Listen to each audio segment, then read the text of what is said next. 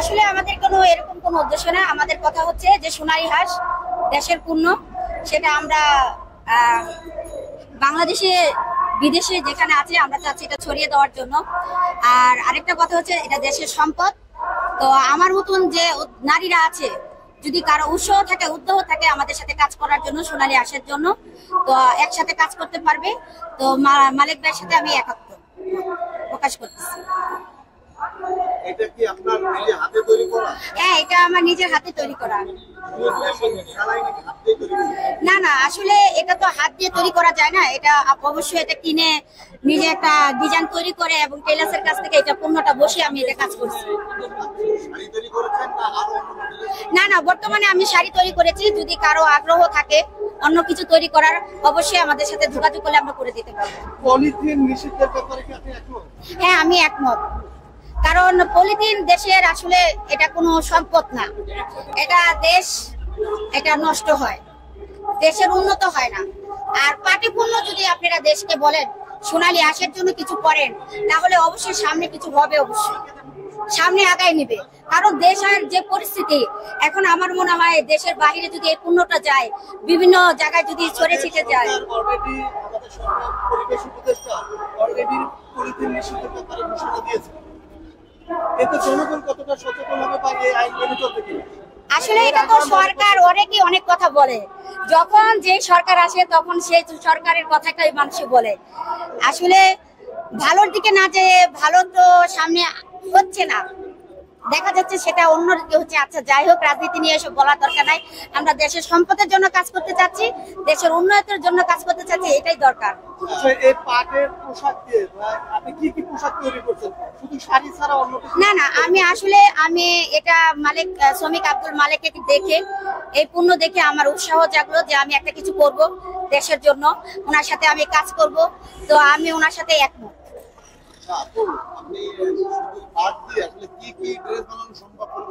আসলে অনেক যারা নারী আছে, যদি মনে করে যে ব্লাউজ তৈরি করতে পারবে, তারপরে থ্রি পিস তৈরি করতে পারবে, এটার মধ্যে যদি কিছু কিছু, আমি আবারও বলতেছি কারণ হচ্ছে এখানে অনেক অসহায় মানুষ আছে।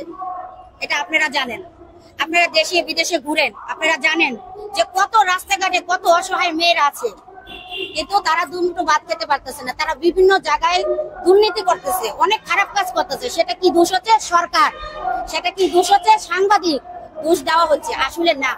আমরা যদি একাত্ম মতে কাজ করি, কুটির শিল্পীর জন্য যদি কিছু করি, তাদেরকে নিয়ে আমরা যদি ছোট করে একটা কিছু করি, এটার মধ্যে ডিজাইন করি, বিভিন্ন দেশে বিভিন্ন জায়গায় এটা প্রচার করি, তারপর বাণিজ্য মেলায় বিভিন্ন স্থানে এটা প্রচার করি, আমার মনে হয় দেশ একটু সামনে আগাবে, উন্নতি হবে।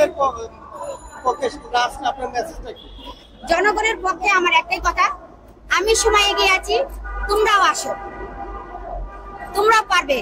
আমাদের উৎসাহ দেন সামনে আগানোর জন্য। ইনশাল্লাহ আমরা জয় হব। পাটের পণ্য সোনালী হাঁসকে আমরা আবার নতুন করে জাগ্রত করব। আসলে খরচ বলতে গেলে ওরকম না। আর আমার কাছে লাগে যে আসলে এটা আমি অনেক বড় একটা জিনিস করে আছি, আর সেটা হচ্ছে খরচ হচ্ছে 2000 টাকা। আমার কাছে লাগে যে এটা লাখ টাকা, কোটি টাকা। জি, আমার কাছে 2000 টাকা খরচ হয়েছে। আসলে এটা মনের বিষয়। আপনি যদি মনকে বলেন যে এই মন তুই কি এরকম করতে পারবি, তাহলে মন কিন্তু করবে। আপনি যদি মনকে বলেন আজকে এটা করবো না, আমি ওইটা করবো, মন কিন্তু এটাই করবে। কিন্তু আপনি যার কাজ, আমি জানি না কার কাছে কেমন লাগবে, আমার কাছে খুব ভালো লাগছে। আচ্ছা, আসসালামু আলাইকুম, আমার নাম সুমা আক্তার, আমার বাড়ি হচ্ছে টঙ্গী বুটবাজার, আমি বুটবাজার থাকি, দেশের বাড়ি নরসিংদী। আমার উদ্যোগটা হচ্ছে তোমার, আমি মালিক ভাইকে দেখে, শ্রমিক আব্দুল মালিক ভাইকে 1 বছর আগে দেখার পর, তখন থেকে আমি মনে মনে উৎসাহ দিচ্ছি, যে উদ্যোগ দিচ্ছি যে সামনে আমি মালিক ভাইয়ের সাথে আমি কাজ করব। বাংলাদেশে আপনারা গণমাধ্যম কর্মীরা কিন্তু বলেন, কিন্তু আমি উদ্যোক্তা। আসলে আমার আগে কেউ পড়ছে কিনা, এরকম প্রতিবাদ করছে কিনা সেটা আমার জানা নাই। তবে আমার জানা কথা একটি, বিশ্ব চিনেছে বাংলাদেশের নাম সোনালী হাঁস পাট দিয়ে। তো পাটের দেশ বলে চলে, সোনালী হাঁসের সোনার দেশ, পাট পণ্যর বাংলাদেশ। এটি যত দিন যাচ্ছে তত কিন্তু আমাদের মাছ থেকে কিন্তু হারিয়ে যাচ্ছে। তো আমি সরকার, প্রশাসন, জনগণকে আমি দৃষ্টি আকর্ষণ করছি, আমাদের পাটের পণ্য ব্যবহার করুন, পলিথিন বর্জন করুন। পলিথিন আমাদের দেশের মাটি ও পরিবেশকে একদম ক্ষতিগ্রস্ত করে দিচ্ছে। তা আমাদের সরকারকে অনুরোধ করব, আমাদের পাটের পরিচালনা অনেক বৃদ্ধি করতে হবে। আমাদের পাটের পরিচালনা অনেক ঘাটতি রয়েছে, সেই ঘাটতি শেষ নাই। গত 15-20 দিন আগে পাটমন্ত্রী বলল আমাদের পাটমন্ত্রীরা ধ্বংস করে ফেলছে, ফিনিশ করে ফেলছে। এতে যেন আপনারা বলেন, এতে তো আপনার লজ্জা হওয়া উচিত। আপনি কেন বললেন পাটমন্ত্রীরা আমাদের শেষ করে দিচ্ছে? আপনারা কি পারেন না রাষ্ট্রীয় একটি সম্পদ সোনালী আঁশ পাট এটি পরিচালনা বাড়াতে? আপনারা ব্যর্থ, সেটা তো জনগণকে দোষ দিতে হবে না, দোষ আপনাদের পরিচালনার ঘাটতি রয়েছে। তো আমি সর্বশেষ একটি কথা বলবো, পাট মন্ত্রণালয়কে, আপনারা পাটের পরিচালনা বাড়ান। পলিথিন বর্জ্য 1 নভেম্বর থেকে বন্ধ ঘোষণা করছেন, এখনো বন্ধ ঘোষণা করতে পারেন না। আসলে প্লাস্টিকের সকল কিছু বন্ধ ঘোষণা করা সম্ভব না। প্লাস্টিকের যে পলিথিন আছে, পলিথিনটা বন্ধ করলে আমাদের দেশ ভালো থাকবে, আমাদের সোনালী আঁশ এগিয়ে যাবে।